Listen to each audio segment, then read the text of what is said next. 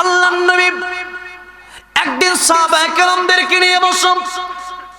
কোন এক জায়গা থেকে সাহাবায়ে কেরামদের জন্য কিছু খেজুর আসলো। আল্লাহর নবী বললেন, সাহাবীরা রে, তোমরা খেজুর খাও, আর খেজুর খাওয়ার পরে যেই বিচিগুলো থাকবে যার যার সামনে বিচিগুলো রেখে দেবে। সবাই যার যার সামনে বিচিগুলো রেখে দিচ্ছে। এই বিচিগুলো রাখার পরে হযরতে আলী রাদিয়াল্লাহু আনহু, নবীর জামাতা হযরতে আলী, তিনিও তার সামনে বিচি রাখতেছেন। কিন্তু আল্লাহর নবী, বিশ্ব নবী রাহমাতুল লিল আলামিন, মানবতার মুক্তির দূত, তিনি খেজুর খেয়ে খেজুরের বিচিগুলো হযরতে আলী রাদিয়াল্লাহু আনহুর সামনে রাখতেছেন। বলেন সুবহানাল্লাহ। হযরতে আলী রাদিয়াল্লাহু আনহু খেজুর খাওয়া শেষ করলেন। সাহাবায়ে কেরামের খেজুর খাওয়া শেষ হলো। আল্লাহর নবী বললেন, সাহাবীরা, তোমরা কে কেমন খেজুর খেয়েছো তোমাদের বিচির মাধ্যমে প্রমাণ হয়ে যাবে। বলেন সুবহানাল্লাহ। সাহাবায়ে কেরাম একজন আরেকজনের দিকে তাকায়। সবাই তাকায় দেখতেছে সাহাবায়ে কেরামের সামনে সমান সমান বিচি আছে, কিন্তু হযরতে আলীর সামনে ডবল বিচি। সুবহানাল্লাহ। কোন হযরতে আলীর সামনে ডবল বিচি। আমার নবী বলতেছেন, আলী, তোমার সামনে এত বেশি বিচি, সবাই খেজুর খাইলো, সবাই খেজুর খাইলো যার যার পরিমাণ মতো, তোমার সামনে এত বেশি খেজুর, তুমি কেমন খাদক?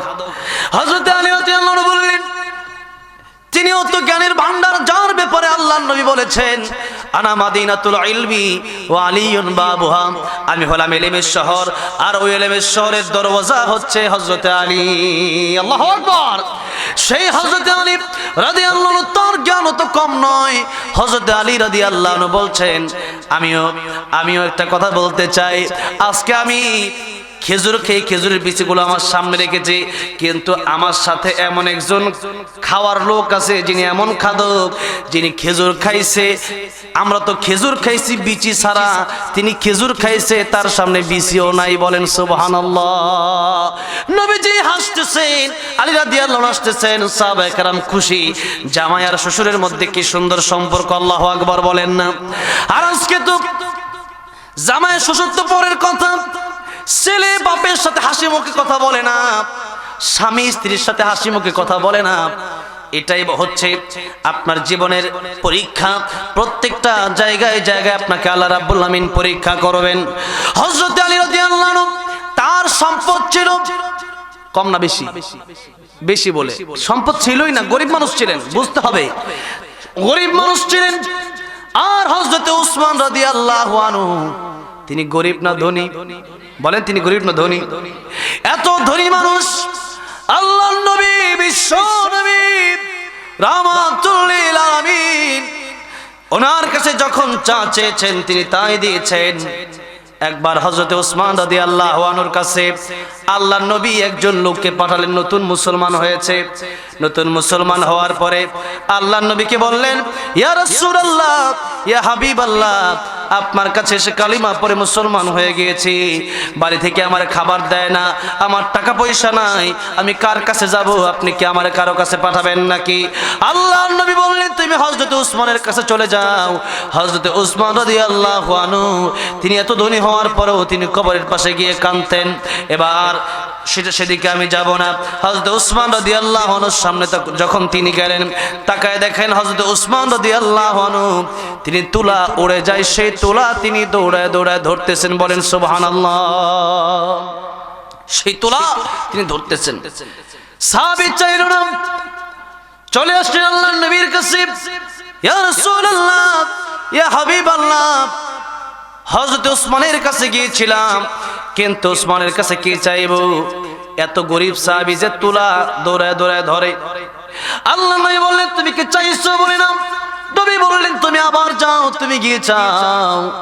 সাহাবী আবার হযরত উসমানের কাছে গেলেন। হযরত উসমান রাদিয়াল্লাহু আনহু তিনার কাছে গিয়ে দেখতেছেন হযরত উসমান রাদিয়াল্লাহু আনহু তার খাদেমকে ধমক দিচ্ছেন। কেন? তেল মাপতেছে তার খাদেম। ওই তেল মাপার কারণে 2 কৌটোর ভিতরে, 2 বয়মের ভিতরে তৈল রাখলেন। 1 ফোঁটা তৈল বা 2 ফোঁটা তৈল একটাই কম পরে মাটিতে পড়ে গেছে, এই জন্য ধমক দিচ্ছেন। সেই সাহাবী আবার চলে আসলো, ইয়া রাসূলুল্লাহ, ইয়া হাবিবাল্লাহ, এক ফোঁটা তেলের জন্য যে আরেক ব্যক্তিকে ধমক দিতে পারে, এত গরিব সাহাবী তার কাছে আপনি আমার কেন পাঠাইছেন? নবী বললেন তুমি কি তার কাছে চেয়েছো? সাহাবী বলে ইয়া রাসূলুল্লাহ চাই নাই। নবী বললেন তুমি আবার যাও, তুমি গিয়ে চাও। এবার আবার গেলেন, গিয়ে দেখতেছেন পিঁপড়া খাবার খাচ্ছে, পিঁপড়ার মুখ থেকে, পিপিলিকার মুখ থেকে খাবারটা হযরত ওসমান রাদিয়াল্লাহু আনহু রেখে দিচ্ছেন। এখন তো আর চাওয়ার কোনো প্রশ্নই থাকে না। সাহাবী আবার চলে আসলেন, আল্লাহর নবী বললেন তুমি যে অবস্থায় পাও হযরত ওসমান রাদিয়াল্লাহু আনহুর কাছে সেই অবস্থায় তুমি চাও। তুমি তো চেয়ে দেখবো, তুমি তো চাওই নাই, তোমার দিবে কেমনে? সেই ব্যক্তি আবার চলে গেল, ডাক দিয়ে বললেন ওরে হযরত ওসমান রাদিয়াল্লাহু আনহু, আপনি আমার কিছু দান করেন। নবীজি বলেছেন দান করার জন্য। হযরত ওসমান রাদিয়াল্লাহু আনহু বলতেছেন সাহাবী রে, ওই যে দেখা যায় উটের পাল, একটা দুইটা উট নয়, অনেকগুলো উট আছে। যতগুলো উট তোমার মনে চায় সেই পাল থেকে ততগুলো উট নিয়ে তুমি চলে যাও। সাহাবী ডাক দিয়ে বলছেন হযরত ওসমান, আপনার যে কাণ্ড আমি দেখেছি, যে ঘটনা আমি দেখেছি, এই ঘটনা দেখার পরে আবার আপনি কেমনে আমার এতগুলা উট দিয়ে দিলেন তো আমি বুঝতে পারতেছি না। আপনি তুলা দৌড়ায় দৌড়ায় ধরেন, এক ফোঁটা তেল জমিনে পড়ার জন্য আপনি খাদেমরা ধমক দিলেন, আবার পিপিলিকার মুখ থেকে খাবার কেড়ে রেখে দিচ্ছেন। আপনি এত এই কাজগুলো কেন করলেন? এই কাজগুলোর জবাব যতক্ষণ পর্যন্ত আমার না দিবেন একটা উটও আমি নিতে পারবো না। আল্লাহু আকবার। হযরত ওসমান রাদিয়াল্লাহু আনহু বললেন সাবিরে, তুমি দেখেছো আমি তুলা দৌড়ে দৌড়ে ধরেছি, এই তুলাগুলো উড়ে যাচ্ছে। কত গরিব মানুষের বালিশ নাই, কত গরিব মানুষের একটা ভালো ল্যাপ নাই, একটা ভালো কম্বল নাই।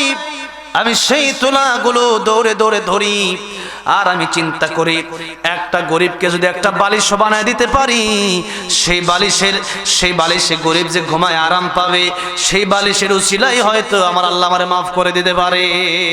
সুবহানাল্লাহ। এই চিন্তা ছিল হযরত ওসমানের। কারণ কিয়ামতের কঠিন ময়দানে ফামান ইয়ামাল মিসকাল যাররাতিন খায়রান ইয়ারাহু ওয়া মান ইয়ামাল মিসকাল যাররাতিন শাররান ইয়ারা। ভালো কাজ অল্প করলেও দেখতে পারবেন, মন্দ কাজ অল্প করলেও দেখতে পারবেন। আমার ভাইরা, আমার মুরব্বি বাবাজিরা, হযরত ওসমান রাদিয়াল্লাহু আনহু বলছেন একটা কাজ যদি আমার আল্লাহর কাছে পছন্দ হয়ে যায় তাহলে কিয়ামতের ময়দানে আমার জন্য নাজাতের ওসিলা হয়ে যাবে। ও হযরত ওসমান, আপনি কি আমারে বলবেন এক ফোঁটা তেল মাত্র জমিনে পড়লো, এক ফোঁটা তেলের জন্য কি মানুষ ধমক দেওয়া লাগে খাদেমকে? এবার হযরত ওসমান রাদিয়াল্লাহু আনহু বলছেন ও সাহাবী, আমি এমনি ধমক দেই নাই, আমার তেলের জন্য আমি ধমক দেই নাই। যারা তেল বন্টন করার দায়িত্ব দিয়েছিলাম, দুইটা এলাকার দুইটা গ্রুপের জন্য আমি তেল বন্টন করতেছিলাম। একটা এলাকার লোকদের তেল কম পড়ে গেছে। কিয়ামতের কঠিন ময়দানে যদি এক ফোঁটা তেলের হিসাব আমার কাছে চাওয়া হয়, আমি আল্লাহ রাব্বুল আলামিনের কাছে এক ফোঁটা তেলের হিসাব আমি দিতে পারবো না। এই জনগণ যদি আল্লাহ রাব্বুল আলামিনের কাছে কিয়ামতের ময়দানে বিচার দায়ের করে, আমি ওসমান এই জনগণের কিয়ামতের কঠিন ময়দানে জনগণের কাছে আমি আসামি হয়ে যাব, আমার আল্লাহর কাছে আমি আসামি হয়ে যাব। বলেন সুবহানাল্লাহ। আমার ভাইরা, আমার মুরব্বি বাবাজিরা, নেতা তো এমন হওয়া দরকার এক ফোঁটা তৈল যেন জনগণের কাছ থেকে হারিয়ে না যায়। আজকে কত নেতা আছে নিজের তেল গম যা আছে সব চুরি করতে পারে, কিন্তু জনগণের রাস্তায় রোডের জায়গায় বাসও দিতে পারে। এরকম নেতা আমাদের সমাজে আছে না নাই? এই জন্য নেতা হলে হযরত ওসমানের মতো নেতা হন। এক ফোঁটা তেলের চিন্তা করে হযরত ওসমান রাদিয়াল্লাহু আনহু তিনি এই চিন্তা করলেন কিয়ামতের ময়দানে আল্লাহর কাছে কি জবাব দেব।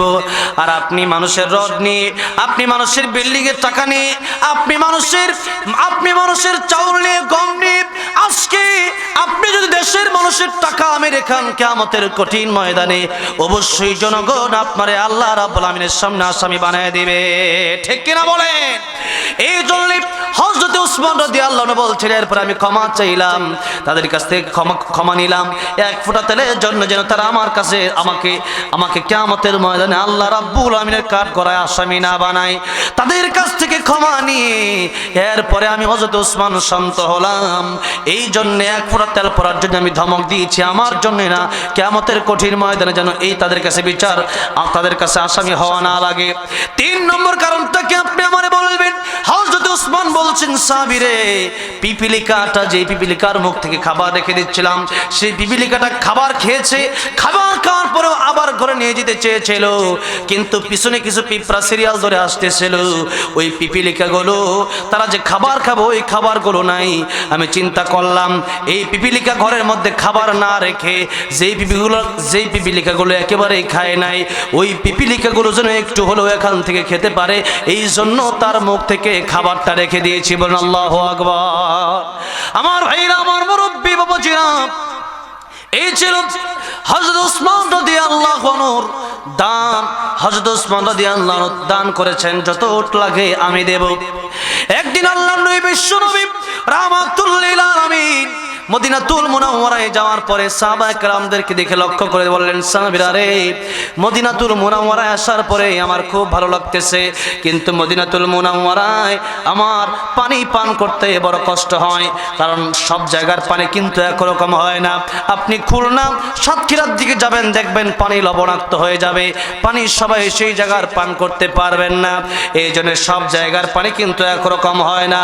আল্লাহ নবী বললেন, সাহাবীরা, মদিনাতুল মুনাওয়ারায় মক্কাতুল মুকাররমা ছেড়ে আমি এসেছি, সব কিছু আমার বড় ভালো লাগছে, কিন্তু মদিনাতুল মুনাওয়ারার পানি আমার কাছে লবণাক্ত লাগে। এমন একটা মিঠা কুয়ার পানি কি তোমরা আমারে কেউ ব্যবস্থা করে দিতে পারবা?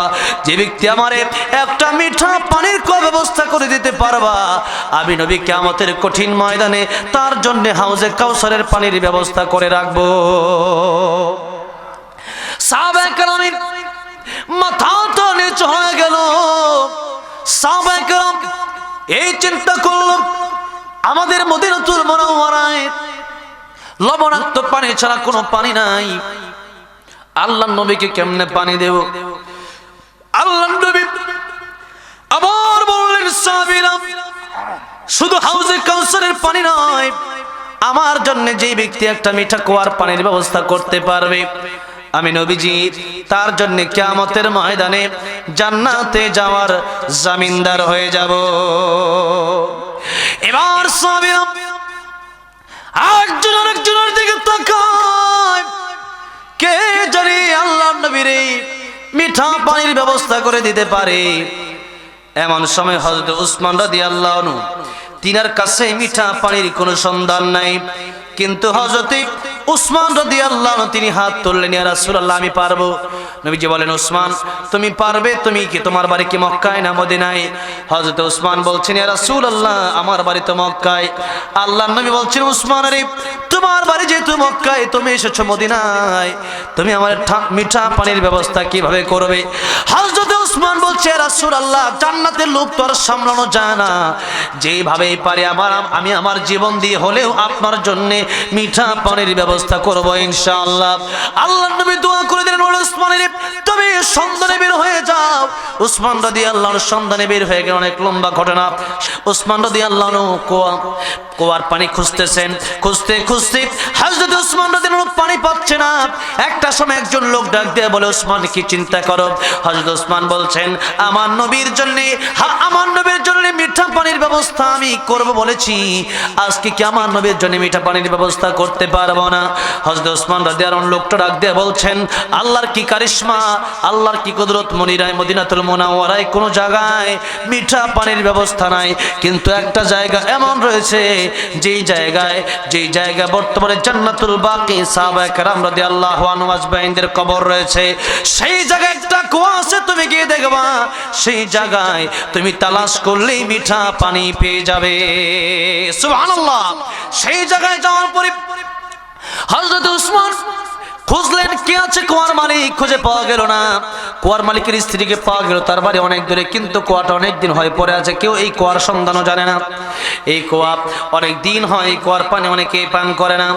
এই কুয়াটা যে মাত্র পেলেন হযরত ওসমান রাদিয়াল্লাহু আনহুর আত্মাটা মনে হয় বড় হয়ে গেল।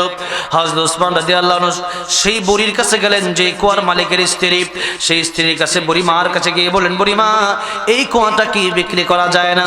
বুড়ি মা বলল, কুয়াটা যদি বিক্রি করতে হয় সাধারণ কুয়ার দামে বিক্রি করবো না, কয়েক গুণ বেশি দামে বিক্রি করব।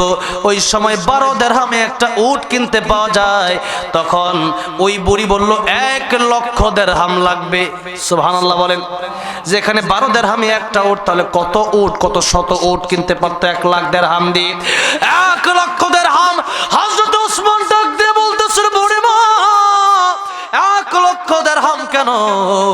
আমার জীবনের সব সম্পত্তি দিয়ে হলেও এই কুয়া আমার নবীর জন্য আমি ওয়াকফ করে দিতে চাই।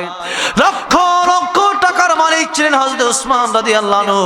এরকম হযরত ওসমানের জীবনে বলতে গেলে সারা রাত শেষ হবে, ফজরের আজান হয়ে যাবে, কিন্তু হযরত ওসমান রাদিয়াল্লাহু আনহুর দানের কথা শেষ হবে না।